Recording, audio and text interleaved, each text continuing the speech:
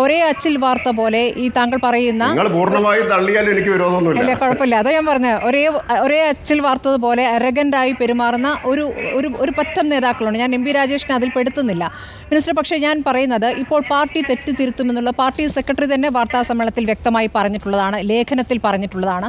ഇപ്പോൾ നോക്കൂ, നിങ്ങളുടെ ഭാഗമായിരിക്കുന്ന LDFന്റെ ഭാഗമായിരിക്കുന്ന CPS സെക്രട്ടറി തന്നെ സംസ്ഥാന സെക്രട്ടറി തന്നെ പറയുകയാണ് തിരുത്തൽ വരുത്തേണ്ടതുണ്ട്, അധോലോക സംസ്കാരം വളരാൻ അനുവദിക്കരുത്, അത് CPMഉം അക്കാര്യത്തിൽ ശ്രദ്ധ വെക്കണമെന്ന് കണ്ണൂരിൻ്റെ പശ്ചാത്തലത്തിൽ P.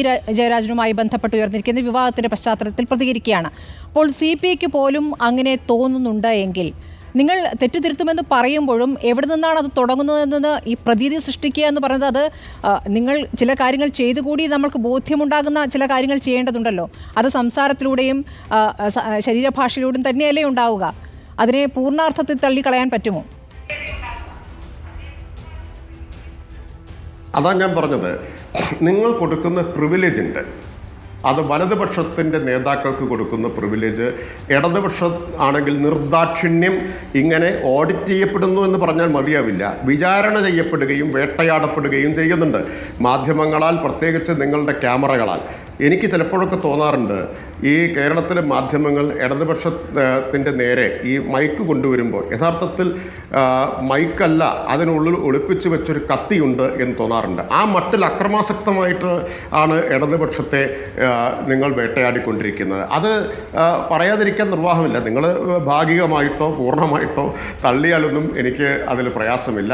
അത്തരം കാര്യങ്ങളൊക്കെ പറയാനും കൂടിയാണ്. ഇനി എനിക്കൊരു പ്രത്യേക സർട്ടിഫിക്കറ്റ് കിട്ടുന്നതിൽ സന്തോഷം ഒന്നും തോന്നുന്ന കാര്യമില്ല.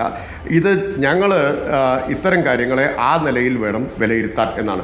KPCCയുടെ പ്രസിഡന്റ് കേരളത്തിൻ്റെ മുഖ്യമന്ത്രിയെ വിളിച്ച ഭാഷ നിങ്ങൾ കണ്ടു. അത് എത്ര ദിവസം കേരളത്തിൽ ചർച്ചയായി? എപ്പോൾ ഏതെങ്കിലും ഒരു ദിവസത്തെ വൈകുന്നേരത്തെ ചർച്ചയായോ? ആരെങ്കിലും മുഖപ്രസംഗം എഴുതിയോ? എന്ത് ഭാഷയാണ് വിളിച്ചത് എന്നുള്ളത് ചെത്തുകാരൻ്റെ മകനെന്ന് ആവർത്തിച്ച് വിളിച്ചുകൊണ്ടേയിരിക്കുകയാണ്. അത് ധാർഷ്ട്യമല്ല അല്ലേ? അവൻ എന്ന് മുഖ്യമന്ത്രിയെ വിളിക്കുന്നത് ധാർഷ്ട്യമല്ല, അത് നിങ്ങൾ കൊടുക്കുന്ന പ്രിവിലേജ് കൊണ്ടാണ്. പ്രിവിലേജുള്ള ഭാഗ്യവാന്മാരാണ് കേരളത്തിലെ വലതുപക്ഷ നേതൃത്വം. ഉദാഹരണങ്ങളാണെങ്കിൽ എണ്ണിയാലൊടുങ്ങാത്ത ഉദാഹരണങ്ങൾ എനിക്ക് പറയാൻ കഴിയും. നിങ്ങൾക്ക് ഒരു തരത്തിലും തള്ളിക്കളയാൻ പറ്റാത്ത ഉദാഹരണങ്ങൾ. പിന്നെ ഞങ്ങളുടെയൊക്കെ ഒരു പരിധിയൊന്നും വിട്ട് ചില കാര്യങ്ങൾ ആരെയും ഉൾപ്പെടുത്തുന്ന തരത്തിൽ പറയണ്ടല്ലോ എന്ന് വെച്ച് പറയാതിരിക്കുന്നതാണ്. ഇപ്പോൾ കേരളത്തിലെ UDF നേതാക്കൾ പലരും നേരിടുന്ന കേസുകൾ, അവരുടെ പേരിൽ ആരോപണമല്ല, കേസുകൾ, അതെല്ലാം ഇപ്പുറത്ത് ഇടതുപക്ഷത്തെ ഏതെങ്കിലും ഒരാളുടെ നേതാവ് വേണ്ടെന്നേ ഒരു ബ്രാഞ്ച് സെക്രട്ടറിയോ ഒക്കെ ആയിരുന്നെങ്കിലത്തെ സ്ഥിതി എന്താകുമായിരുന്നു? നിങ്ങൾ ആലോചിച്ചിട്ടുണ്ടോ? ഞാൻ പേര് എനിക്ക് അറിയാത്തതുകൊണ്ടല്ല, ഞാൻ അങ്ങനെയൊന്നും ആരെയും പേരെടുത്ത് പറഞ്ഞ് മുറിവേൽപ്പിക്കാൻ ആഗ്രഹിക്കുന്നില്ല. അങ്ങനെ ഞങ്ങൾ പൊതുവേ രീതി സ്വീകരിക്കാറില്ല. ഞാൻ മറ്റൊരു സന്ദർഭത്തിൽ പറഞ്ഞൊരു കാര്യമുണ്ട്. ഇപ്പോൾ കേരളത്തിൽ ഈ മുഖ്യമന്ത്രിയെക്കുറിച്ചൊക്കെ ഇനി എന്താ പറയാൻ ബാക്കി? എന്താണ് പറയാൻ ബാക്കിയുള്ളത്? എന്തെല്ലാം ആരോപണങ്ങൾ നിങ്ങൾ ആലോചിച്ച് നോക്കൂ. അതേസമയം ഇപ്പോൾ AK ആൻ്റണിയെക്കുറിച്ച് ഒരു കാര്യം വന്നു. ഞങ്ങളാരെങ്കിലും അതാരും ഏറ്റുപിടിച്ചോ? അപ്പോൾ കിട്ടുന്നതെല്ലാം ആയുധമാക്കുക. ആരെ? മാധ്യമങ്ങൾ. പ്രതിപക്ഷമാക്കുന്നത് പോകട്ടെ, AK ആൻ്റണിയെക്കുറിച്ച് തെരഞ്ഞെടുപ്പ് ഘട്ടത്തിൽ ഞങ്ങളാരും അതിൻ്റെ പുറകെ പോവുകയോ അതെടുത്ത് പ്രചരിപ്പിക്കുകയോ അതിൻ്റെ മുകളിൽ പ്രതികരണം നടത്താൻ വരികയോ ചെയ്തിട്ടില്ലല്ലോ. ചില മിനിമം മര്യാദകൾ ഞങ്ങൾ പുലർത്താറുണ്ട്. ആ ഞങ്ങളാണ് ധാർഷ്ട്യക്കാർ, വിനയമില്ലാത്തവർ എന്ന് ചിത്രീകരിക്കപ്പെടുന്നത്. ഇപ്പോൾ ശശി തരൂരിൻ്റെ വ്യക്തിജീവിതത്തിലുണ്ടായൊരു സംഭവത്തെ മുൻനിർത്തി BJP വലിയ തോതിൽ അദ്ദേഹത്തെ ആക്രമിച്ചല്ലോ.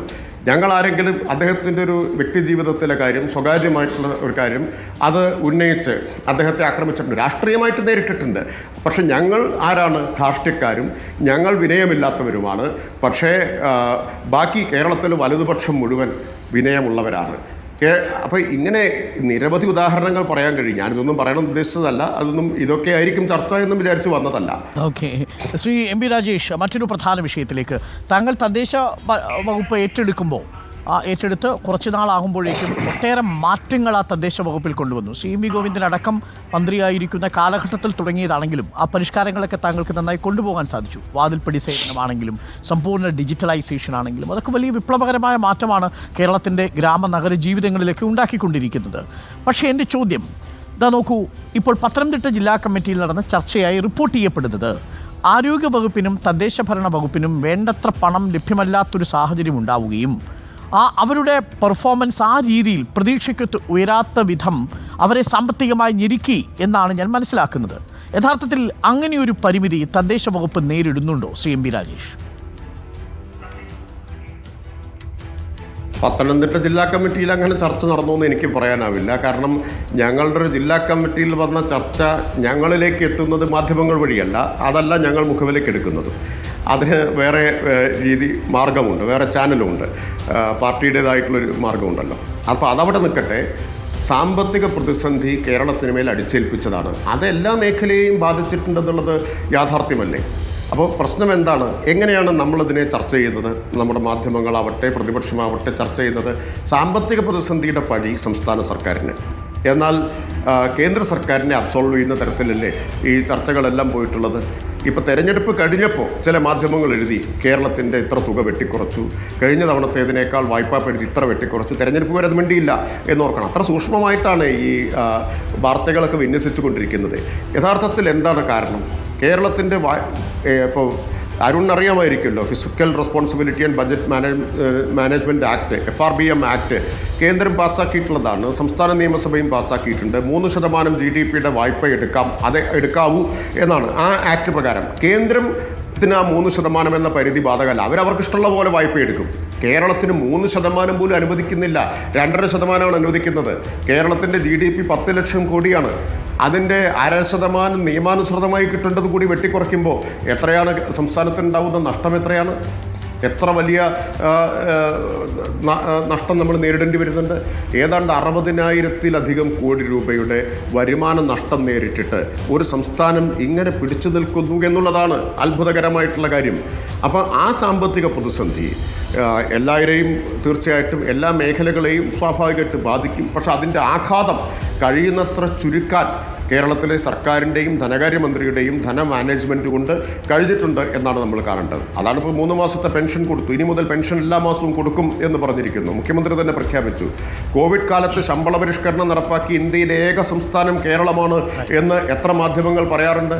ഒറ്റ സംസ്ഥാനം, 28-ൽ ഒറ്റ സംസ്ഥാനം മാത്രമേ നടപ്പാക്കിയിട്ടുള്ളൂ. പക്ഷേ ഈ DAയുടെ കുടിശ്ശിക വന്നത് വലിയ വാർത്തയാവുകയും കോവിഡിൻ്റെ കാലത്ത് ഇന്ത്യയിൽ ശമ്പള പരിഷ്കരണം നടപ്പാക്കി ഏക സംസ്ഥാനം കേരളമാണെന്ന് ആരും അറിയാതെ പോവുകയും ചെയ്യുന്ന ഒരു അന്തരീക്ഷത്തിലാണ് കേരളത്തിൽ ഇടതുപക്ഷം പ്രവർത്തിക്കുന്നത്. അതാണ് ഞങ്ങൾ നേരിടുന്ന ഏറ്റവും വലിയ വെല്ലുവിളി.